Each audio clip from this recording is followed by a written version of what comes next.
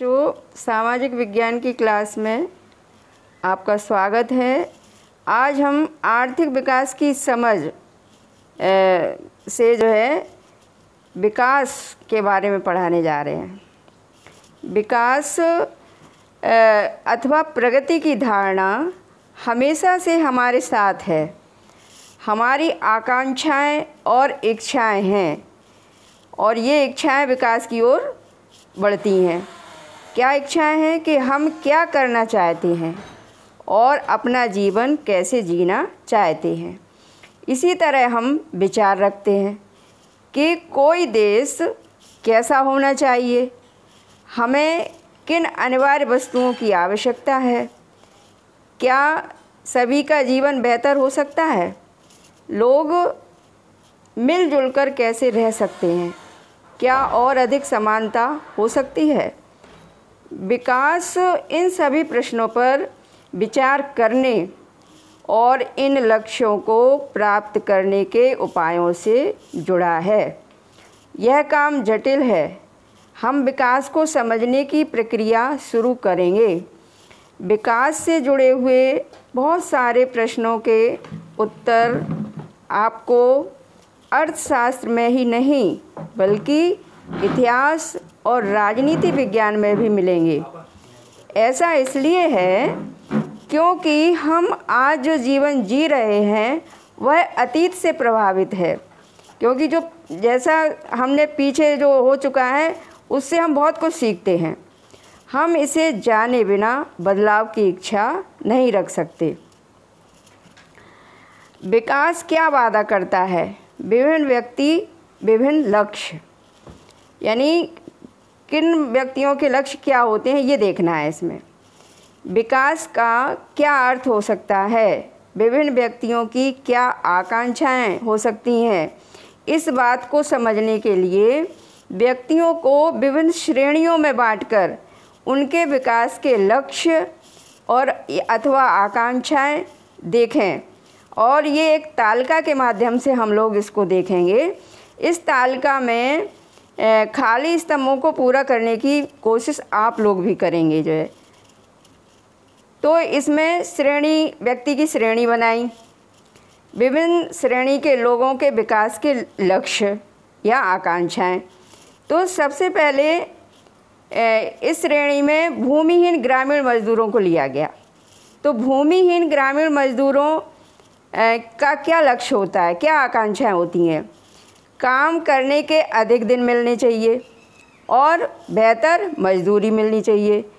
स्थानीय स्कूल उनके बच्चों को उत्तम शिक्षा प्रदान करने में सक्षम, कोई सामाजिक भेदभाव नहीं होना चाहिए और गांव में वे भी नेता बन सकते हैं। ये मतलब उनके लक्ष्य रहते हैं, ये विचार रहते हैं।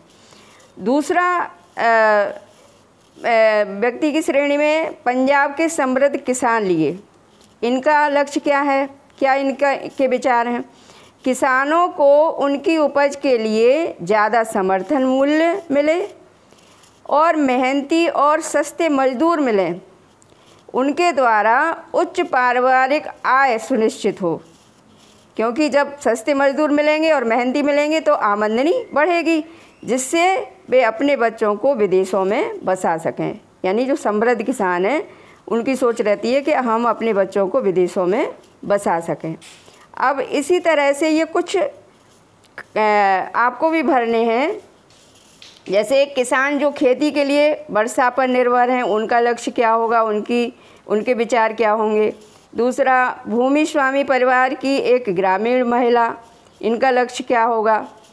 तीसरा, शहरी बेरोज़गार युवक, इसकी सोच क्या होगी, इनका लक्ष्य क्या होगा।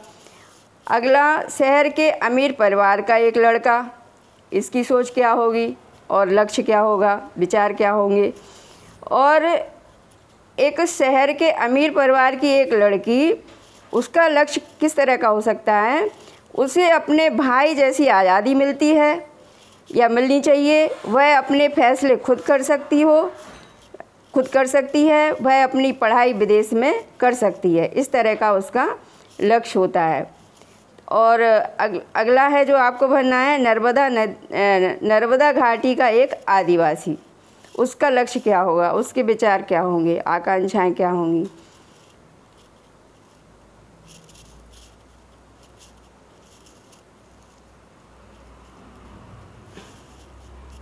टोनी जी गड़बड़ होगा, पूरे खुल गए जो बीच से वो हटे होंगे।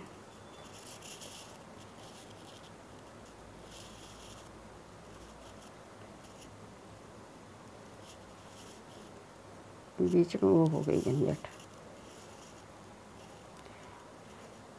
तालिका को भरने के बाद इसका निरीक्षण करें तो क्या इन सभी लोगों के विचार विकास या प्रगति के बारे में एक जैसे हैं? संभवतः नहीं। इनमें हर एक अलग अलग चीज़ें पाना चाहता है, ऐसी चीज़ें पाना चाहते हैं जो उनके लिए सर्वाधिक महत्वपूर्ण हैं, अर्थात वे चीज़ें जो उनकी आकांक्षाओं और इच्छाओं को पूरा कर सकें। कई बार दो व्यक्ति या दो गुट ऐसी वस्तुएं चाह सकते हैं जिनमें परस्पर विरोध हो सकता है। जैसे एक लड़की अपने भाई के समकक्ष आज़ादी चाह सकती है और अवसर मिलने पर भाई भी घर के कामकाज में हाथ बटाएगा, इस तरह की आशा रख सकती है। हो सकता है कि भाई को यह पसंद न हो। इसी तरह अधिक बिजली पाने के लिए उद्योगपति ज़्यादा बांध चाहते हैं, लेकिन इससे ज़मीन जलमग्न हो सकती है। आदिवासी जैसे लोगों का जीवन अस्त व्यस्त हो सकता है यदि ज़मीन जलमग्न हो जाएगी तो।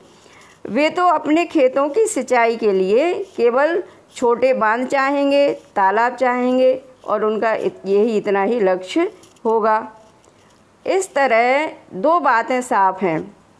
पहली, अलग अलग लोगों के विकास के लक्ष्य भिन्न हो सकते हैं, और दूसरी, एक के लिए जो विकास है वह दूसरे के लिए विकास न हो, यहाँ तक कि वह दूसरे के लिए विनाशकारी भी हो सकता है। अब समझें आय और अन्य लक्ष्य। नियमित काम, बेहतर मजदूरी और अपनी उपज अथवा अन्य उत्पादों के लिए अच्छी कीमतें मिलें, प्रायः ये लोग चाहते हैं। दूसरे शब्दों में वे ज़्यादा आय चाहते हैं। ज़्यादा आय चाहने के अतिरिक्त लोग बराबरी का व्यवहार, स्वतंत्रता, सुरक्षा और दूसरों से आदर मिलने की इच्छा भी रखते हैं। यानी आमदनी अच्छी तो चाहते ही हैं, इसके साथ साथ उनकी ये भी सोच रहती है कि हम सबके बराबर हैं, हमारे साथ सभी लोग बराबर का व्यवहार करें, हमें भी सबके बराबर स्वतंत्रता मिले, सुरक्षा मिले और दूसरों से आदर मिले। वे भेदभाव से अप्रसन्न होते हैं और ये सभी महत्वपूर्ण लक्ष्य हैं। कुछ मामलों में ये अधिक आय और अधिक उपयोग से अधिक महत्वपूर्ण हो सकते हैं, क्योंकि जीने के लिए केवल भौतिक वस्तुएं ही पर्याप्त नहीं होती। भौतिक वस्तुओं पर हमारा जीवन निर्भर है, लेकिन हमारा बेहतर जीवन ऊपर लिखी अभौतिक वस्तुओं जैसे बराबरी का व्यवहार, स्वतंत्रता, सुरक्षा, दूसरों से आदर मिलना, ये तो बेहतर जीवन के लिए ये चीज़ें बहुत ज़रूरी हैं।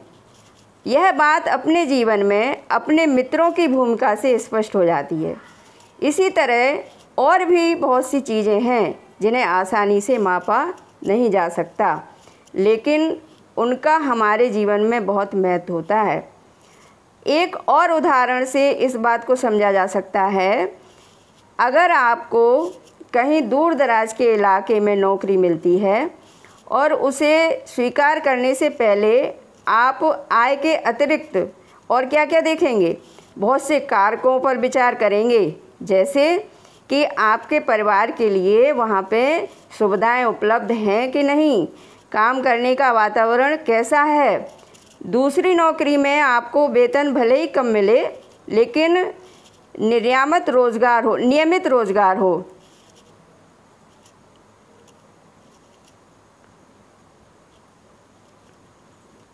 हो सकता है।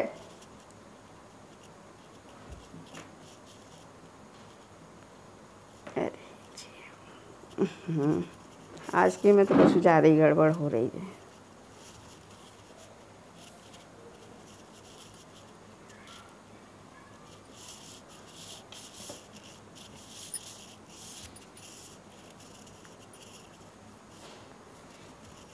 जो आपकी सुरक्षा की भावना को बढ़ाता है। एक नौकरी अधिक वेतन दे सकती है, लेकिन कार्य की सुरक्षा नहीं।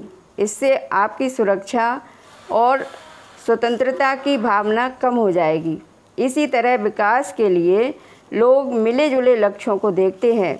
यह सच है कि यदि महिलाएं वेतनभोगी कार्य करती हैं तो घर और समाज में उनका आदर बढ़ता है, और यह भी सच है कि अगर महिलाओं के लिए आदर है तो घर में अनेक कामकाज में ज़्यादा हाथ बटाया जाएगा और घर से बाहर काम करने वाली महिलाओं को अधिक स्वीकार किया जाएगा।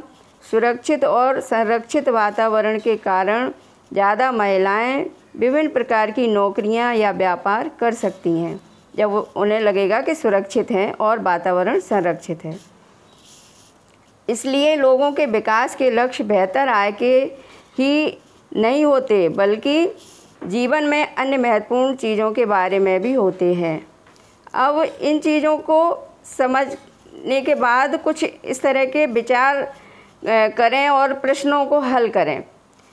अलग अलग लोगों के विकास की धारणाएं अलग अलग क्यों हैं? नीचे दी गई व्याख्याओं में कौन सी अधिक महत्वपूर्ण है और क्यों? ये बच्चों आपको चेक करना है, आपको कौन सी सही लग रही है। दूसरा, क्या निम्न दो कथनों का एक अर्थ है? कारण सहित उत्तर देना है। और तीसरा, कुछ ऐसे उदाहरण दीजिए जहां आपके अतिरिक्त अन्य कारक हमारे जीवन में महत्वपूर्ण पहलू हैं। और चौथा है, ऊपर दिए गए खंड के कुछ महत्वपूर्ण विचारों को अपनी भाषा में समझाइए। ये इस तरह से ये कुछ प्रश्न हैं। धन्यवाद। आज की क्लास यहीं समाप्त होती है।